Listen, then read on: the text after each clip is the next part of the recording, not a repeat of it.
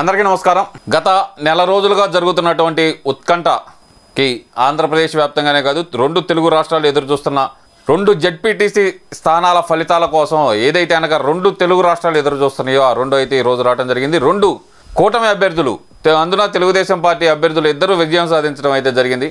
కానీ ఇక్కడే ఈ వైసీపీ నాయకుల ద్వంద్వ వైఖరి కనపడుతుందండి. ఏ విధంగా అంటే కనుక ఒంటిమిట్టలో జరిగిన పోలింగ్ దాదాపు అతనికి ఏదైతే అభ్యర్థి ఎవరైతే ఉన్నారో అభ్యర్థికి 4200 ఓట్లు వచ్చినా సరే ఇక్కడ రిగ్గింగ్ జరిగిందంటూ వాళ్ళు మాట్లాడటం, ఇక్కడ పులివెందుల్లో రీపోలింగ్ జరిగిన తర్వాత కూడా, అంటే రీపోలింగ్ అంటే రెండు బూతుల్లో రీపోలింగ్ జరిగిన తర్వాత కూడా ఇక్కడ అన్యాయంగా గెలిచారు, అక్రమంగా గెలిచారు అంటూ వైసీపీ నాయకులు అయితే కనుక గగ్గోలు పెడుతున్నారు. ఎందుకు ఈ పరిస్థితి వచ్చింది? ఏదైతే రిగ్గింగ్ జరిగిందంటూ ఎలక్షన్ కమిషన్కి అవినాష్ రెడ్డి వెళ్ళి మరి మాకు రీపోలింగ్ కావాలి రెండు బూతుల్లో అని చెప్పి అడిగారో, అక్కడ రీపోలింగ్ రాగానే మేము ఎలక్షన్స్ని బాయ్కాట్ చేస్తున్నామంటూ వైసీపీ వర్గీయులు అయితే కనుక ప్రకటించడం జరిగింది. వైసీపీ వర్గీయులు కాదండి, అవినాష్ రెడ్డే ప్రకటించాడు. తీరా చూస్తే కనుక ఆ రెండు బూతుల్లో కలిపి అంతకుముందులో పోలైన ఓట్లు 514 ఓట్లు ఏమో పోలైతే కనుక దాంట్లో ఒక 52 ఓట్లు మాత్రమే తగ్గినాయండి. తర్వాత అంటే వైఎస్ఆర్సీపీ బలం 52 ఓట్లు ఆ రెండు బూతుల్లో. అది తెలిసే మళ్ళీ రీపోలింగ్ అడిగినా సరే బాయ్కాట్ చేస్తున్నామంటూ పెద్ద గప్పాలు బేరాలు అయితే పలికాడు. మళ్ళీ ఈరోజు మీడియా ముందరకు వచ్చి అన్యాయంగా గెలిచారు, అక్రమంగా గెలిచారు అని చెప్పి మాట్లాడుతున్నాడు. అయ్యా అవినాష్ రెడ్డి, సూటిగా ప్రశ్నిస్తున్నాను నిన్ను, మిమ్మల్ని ఎవరైనా సరే అడ్డుకున్నారా? పక్క జిల్లాల నుంచి ఆజాద్ భాషా కానీ వీళ్ళందరూ వచ్చి అక్కడ తిష్ట వేసి ఉంటేనే కదా, మీ పార్టీ ఆఫీసులో తిష్ట వేసి ఉంటేనే కదా కోయ ప్రవీణ్ గారు వచ్చి మిమ్మల్ని అక్కడి నుంచి పంపించేసింది. వీళ్ళందరూ ఉండకూడదనే కదా అక్కడి నుంచి పంపించేసింది. కానీ ఈరోజు వచ్చి ఏం మాట్లాడుతున్నారు? మీరు ఏం మాట్లాడుతున్నారు ఒక్కొక్కళ్ళు? అరే నాయనా, ఇక్కడ ఈ పులివెందుల ప్రజలందరూ మాకు ఈ శని వదిలిపోయిందిరా బాబు చాలు అని చెప్పి ఎంతో ఆనందపడుతుంటే, ఈ శని వదిలిపోయింది మాకు, 4 దశాబ్దాల నుంచి ఓట్లు వేయలేకపోయాం మేము అని చెప్పి వాళ్ళు ఇప్పుడు ఆనందపడుతున్నారు. తొలిసారిగా మేము ఓటేసామని చెప్పి చాలామంది, కొంతమంది స్లిప్పులు అయితే కనుక భలే రాశారండి. వైసీపీకి జగన్మోహన్ రెడ్డికి భయపడి ఇన్నాళ్ళు వాళ్ళ మనసులో దాచుకున్న మాటని ఓటర్లు స్లిప్పుల రూపంలో రాసి బ్యాలెట్ బాక్సుల్లో వేశారంటే కనుక ఎలా ఉంటుందో కనుక చెప్తామండి. ఉదాహరణకి మా వివేకం సార్కి న్యాయం ఎప్పుడు చేస్తారు అని చెప్పి అడిగారండి. ఓటర్ స్లిప్పుల్లో ఓటర్ దాంట్లో పాటు ఆ స్లిప్ కూడా వచ్చిందండి దాంట్లో. అలాగే చూస్తే కనుక 40 సంవత్సరాల తర్వాత ఓటు హక్కు ఇక్కడ మేము వినియోగించుకోగలుగుతున్నాం, ధన్యవాదాలు కూటమి ప్రభుత్వానికి అంటూ ఇంకో స్లిప్పు. ఇలా వివేకం సార్కి ఎప్పుడు న్యాయం చేస్తారంటూ స్లిప్పుల వెల్లువ అయితే వచ్చింది. ఏం చేయాలండి మరి వీళ్ళని? అంటే గడిచిన 4 దశాబ్దాలుగా వీళ్ళ కబంధ హస్తాల నుంచి వాళ్ళని వాళ్ళు ప్రొటెక్ట్ చేసుకుంటా ఓటు వేయకపోతే అయిపోయాంలే, ప్రాణాలతో బతికున్నాం చాలు అనుకుంటూ ఉన్న కడప ఓటర్లకి, అంటే ముఖ్యంగా పులివెందుల ఓటర్లకి ఈరోజు ఊరట దొరికిందని అనుకోవచ్చు కదా. ఇప్పుడు 2 స్థానాలు మరీ దారుణం అండి, 683 ఓట్ల. సిగ్గుందాయా జగన్మోహన్ రెడ్డి? ఇది మా అడ్డ, పులివెందుల గడ్డ, జగన్మోహన్ రెడ్డి అడ్డ, పులివెందుల పులి, పులివెందుల సింహం సింగిల్గానే వచ్చింది. సింగిల్గా వస్తే ఏమైంది? 683 ఓట్లు వచ్చింది. ఏమబ్బా, ఇదేనా నీ బలం? ఎన్నాళ్ళు ఏదో చెప్పినావు కదా, అక్కడ మనల్ని పీకేది ఎవడు పొడిచేది ఎవడు అన్నావు కదా, పీకినారు కదా, డిపాజిట్ కూడా పీకేసినారు, అక్కడ గట్టిగా పీకి పడేసినారు. ఇప్పుడే కాదు, రేపు రాబోయే ఎలక్షన్లో 2029 రాబోయే ఎలక్షన్లో కూడా నీకు ఈసారి నీ డిపాజిట్ పీకడానికి ప్రజలందరూ సిద్ధంగా ఉన్నారంటానికి ఇది ముందస్తు ఉదాహరణ. ఇక్కడ ఇంకో విషయం కూడా చెప్పాలండి. నిన్న జగన్మోహన్ రెడ్డి ఒక వింత కోరిక కోరాడు. ఏంటయ్యా వింత కోరిక అంటే కనుక కేంద్ర బలగాల రక్షణలో కేంద్ర బలగాల రక్షణలో జెడ్పీటీసీ ఎంపీటీసీ జెడ్పీటీసీ ఎలక్షన్లు జరగాలి అని చెప్పి కోరాడండి. మరి గతంలో తమరు ముఖ్యమంత్రిగా ఏడ్చినప్పుడు కుప్పంలో ఎన్ని కేంద్ర బలగాలు పెట్టావయ్యా జగన్మోహన్ రెడ్డి? సరే, అంజిరెడ్డి తాతకి ఎంతమంది చేత రక్షణ కల్పించా పోలీసుల చేత? సరే, అది చేయలేదు, ఏమీ చేయలేదు. మాచర్ల నియోజకవర్గంలో తురకా కిషోర్ చేత దగ్గరుండి పొడిపించావు కదా బోండా ఉమా గారిని, బుద్ధా వెంకన్న గారిని. అప్పుడు కేంద్ర బలగాలు కావాలని గుర్తురాలేదా మనకి?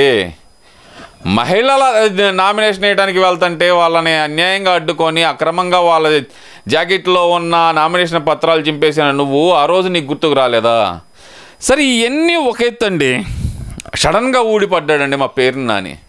ఎక్కడి నుంచి ఊడిపడ్డాడో కానీ ఊడిపడి ఏమంటాడయ్యా అంటే కనుక అధికారులు పోలీసులు కుమ్మక్కైపోయి ఏకపక్షంగా చేశారు, దొంగ ఓట్లు వేసుకున్నారు, ఇది కూడా ఒక గెలిపేనా?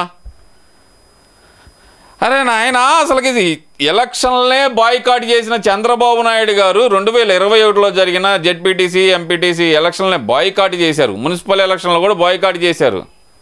అప్పుడు ఏం జబ్బలు తడుచుకున్నారు మీరందరూ? ఇది జగనన్న దమ్మండి అయిందో అని చెప్పి, ఇది జగనన్న సత్తా అంటే 90% ఏకగ్రీవాలు అయిపోయినాయి, తోక ముడిచాడు చంద్రబాబు నాయుడు అంటూ మాట్లాడారు. ఈరోజు మేము పోరాడాడు కదా, మీ జగన్మోహన్ రెడ్డి పోరాడాడు ఏమన్నా? వచ్చాడా అసలుకి? పులివెందుల ప్రాంతానికి వచ్చాడా? నాకేం సంబంధం, పులివెందుల రూరల్ ఓట్లు కదా ఇవన్నీ అంటాడేమో. పులివెందుల మొత్తానికి ఎమ్మెల్యే కదండి, రూరల్ మండలానికి కాదు కదా ఆయన ఎమ్మెల్యే. పులివెందుల నియోజకవర్గానికి మొత్తానికి ఎమ్మెల్యే కదా.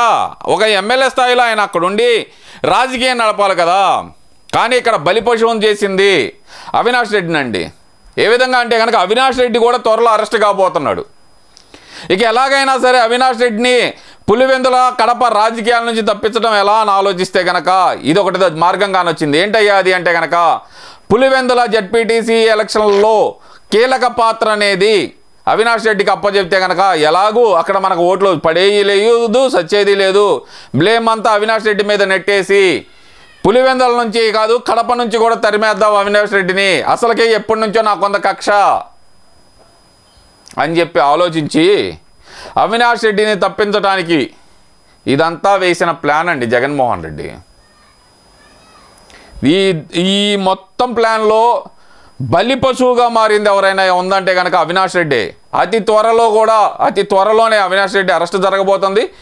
ఇంకా చూస్తే కనుక మన పేరు నాని అండి పదే అసలు అబ్బబ్బబ్బబ్బా ప్రజాస్వామ్యం గురించి వీటి గురించి మాట్లాడుతుంటే మాకు నవ్వు ఆగట్లేదండి. ఏమయ్యా పేరు నాని, ప్రజాస్వామ్యం గురించి వైసీపీ నాయకులు మాట్లాడకూడదబ్బా. మీరు మాట్లాడుతుంటే కనుక మాకు నవ్వు వస్తుంది, తర్వాత కోపం వస్తుంది. గడిచిన 5 సంవత్సరాల్లో ప్రజాస్వామ్యం ఎక్కడుందబ్బా? ఎలక్షన్లు ఎక్కడైనా ప్రశాంతంగా జరిగినాయా? ఈరోజు ఎక్కడైనా జరిగినాయా?